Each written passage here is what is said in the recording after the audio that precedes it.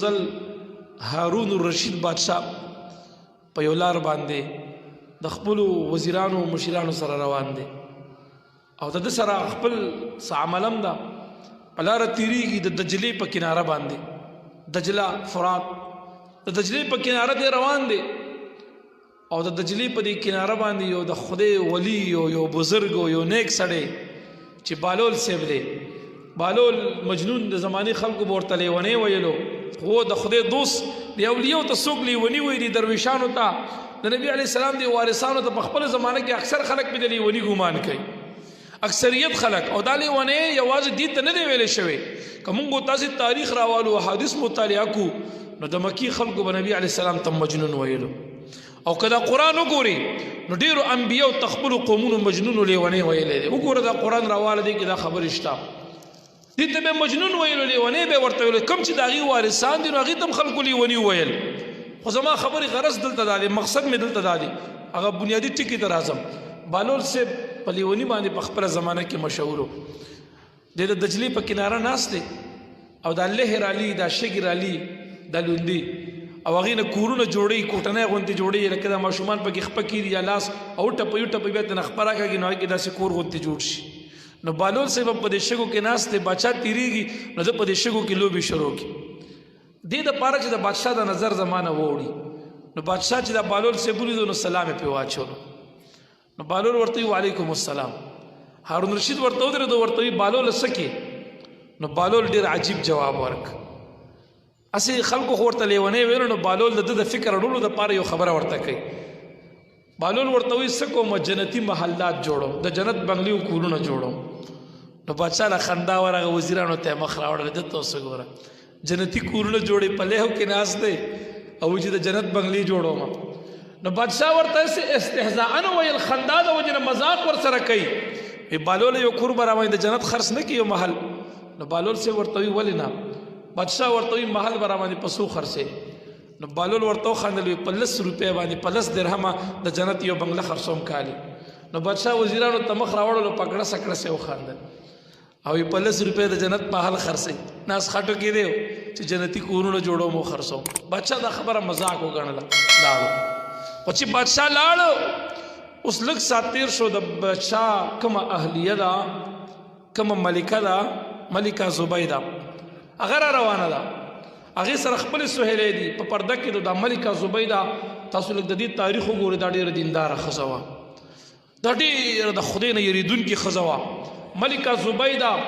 دی په کور کې سل حافظان ساتلی خزي حافظانی د دې په کور کې په شوا روز د قران تلاوت جاری یو قریب لګیو هغه تلاوت کولو چې هغه واستل شو حافظه هغه ته بل سبت تلاوت بندو بل به شروع کوم د هغه زینه بل حافظ تلاوت شروع کو هغه به تلاوت کولو چې واستل شو بل حافظه به د هغه زینه به شروع کو شوا روز به د دې د قران د قران د تلاوت आवाज را خطلو یاد ساتم ملکه زبیده کله دې تاریخ او یاد دی هغه د جن هغه نیکه یا سوانح بیانو خبر وکړي مانه خبره کې خبره زیاتیږي بیا نو ملکه زبیده ډیره دیندار خزوا چې ملکه زبیده او کته هارون رشید ادا بالول په خټو کې ناشته له وکي نو غلام ته وی ورشه دی بالول ته چې ملکه زبیده در باندې سلام وای نو غلام راو ورته وی ملکه زبیده در باندې سلام وای نو بالول ورته وی علیک السلام وعلیک السلام ورته وای خا سلام واغستو خادم راغه ملکه زبیده ورته وی بالول ته چې په دې خټو کې ناشته داسکی نو بادشاہ ورته وی غلام ورته وی بالول ته دا په خټو کې ناشته ملکه وی چې سکی نو بالول ورته ماغه جواب ورکو وسکو م جنتی محلات جوړو کورونه جوړو نو ملکه ورته وی چې په ما باندې یو خرڅ نکي بالول ورته وی ولینا ملکه ورته وی پسو نو بالول ورته وی 50 روپے باندې 50 درهم ملکی یو غلام له پیسې 10 درهم ورکوي دا والا بالول لورک او ورته چې مال یو محل راک نغبا غلام راغه بالول ته وی دا والا او ملکه وی چې مال یو محل دی کې راکا نو بالول سے بغل 10 روپے جیب ته واچولي او د شګو د محل نه داسې ګوت توکه داسې کرخه وی دا یو محل ملکی ته وی چې دا ستا محل دی دا تازه نن په جنت کې واغست خو چې را دی خو شو غلام راغه نو د سهیله ورته وی دی ملکه زبیده تا چې مړ داخلي ونه دی په خټو کې ناس د خټو د کور نه ګوت را توکه دا جنتی محل دی ته دی لیونی تیر وستانه 10 روپے دی لیونی ماغه 10 درهم نه حاصل کو وای غست نو ملکه زبیده ورته مخ راوړلو وی که دا یو لیونیم دی یو ساده مسلمان دی ما نه 10 روپۍ په چل ولم واغستل زما بادشاهۍ کې 10 روپۍ څه دي او زما د بادشاهۍ نه خو پې کمیږي او نه پې ورانېږي که زما د خوا نه یو 10 روپۍ ښېګړه د یو مسلمان سره وشوله نو په دې زه څه کمه خو نه شومه د یو فقیر د یو مسکین د یو مجنون زړه پې خوشحاله شو کیدای شي الله پې راضي شي نو ملکه زبیده دا جواب ورکو کور ته لاړه او شپه ده د شپې دام څوملسته د دې خاوند هارون رشید بادشاه موده دی هارون رشید بادشاه وایي زه اوس ګورم خوب ګورم ودیمه خوب کې ګورم الله وبخلم جنت ته لاړم جنت کې روانم یو عظیم الشان محل دی ډېر ښایسته د هغې سره خوا کې یو وړوکی غونته کې کور دی وایي ما ته فرشتي وایي چې دا کور ستا دی دا وړوکی کور راته یاد کړو چې دا ستا دی وایي ما ویل چې دا محل زما د محل په خوا کې ولاړ وایي راته وایي چې دا د ملکه زبیده دی دا ځان نه هغې واغسته نن پرون یې واغسته نو دی وی ما ورته وی چې دا ملکه زبیده خو زما ښځه ده خو چې دا وړوکی کور هم زما دی نو دا محل هم زما دی ځکه چې ملکه زبیده خو زما ښځه ده وایي ما دا کور پرېښودی محل ته ور داخلېدم نو هغه فرشتو راته ویل چې نه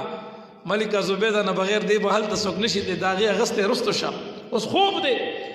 وایي زه ډېر زیات خفه شوم او په دې خفګان کې د خوبه پاڅېدم خو چې کله بیدار شوم سحر شو نو دا بادشاه ډېر غمجن دی ښځې ته وایي تا پرون څه عمل کړی ستا ته پرون یو محل میلو شوی جنتي و ډېر عظیم الشانه محل ما بېګا په خوب کې لیدلی تا څه کړي و چې تا ته الله دومره عظیم محل درکړه نو ملکه زبیده ورته ما خو داسې خاص څه عمل نه دی کړی خو ها په لاره راتلم او بالول ناست و هغه نه مې په 10 روپۍ باندې د خټو یو کور اغستی و نو که دغه وي نو نور خو ما څه نه دي کړي نو بادشاه تندي له ټک ورکو هو دا محل خو پرون ما ته میلاوېده دا خو پرون ما باندې م خرڅولو ما وانه غستو تا ته نه واغستو ویاو نو بادشاه سره د آخرت فکر و بادشاه د خپلو وزیرانو سره بیا راپاسېد او بیا د بالول په لټونو پسې راووتو دا اولیاء اکثر شاړو کې وي نو دا بادشاه چې راووتو د دجلې په کناره بیا تیریږي تاریخ لیکي او چې کله د دجلې په کناره تېرېدو نو بالول مغزي کې بیا ناست دی بادشاه سلام واچولو بالول جواب ورک بادشاه ورته وایي څه کې بالول وی جنتی محلات جوړوم بادشاه ورته وی خرڅې خو نه بالول ورته وی ولې نه بادشاه ورته وی قیمت یې څه دی بالول ورته وی نیمه بادشاهي د یو محل قیمت دی بادشاه ورته وی وزوروره پرون خو دې په 10 روپۍ خرڅولو نن په نیمه بادشاهۍ خرڅې نو بالول ورته وخندل وی پرون په نالي دو سودا وه او بېګا چې په خوب کې دې لیدلی دی نو اوس یې نیمه بادشاهي قیمت ګرځېدلی دی یاد ساته پرون خو په نالي دو سودا وه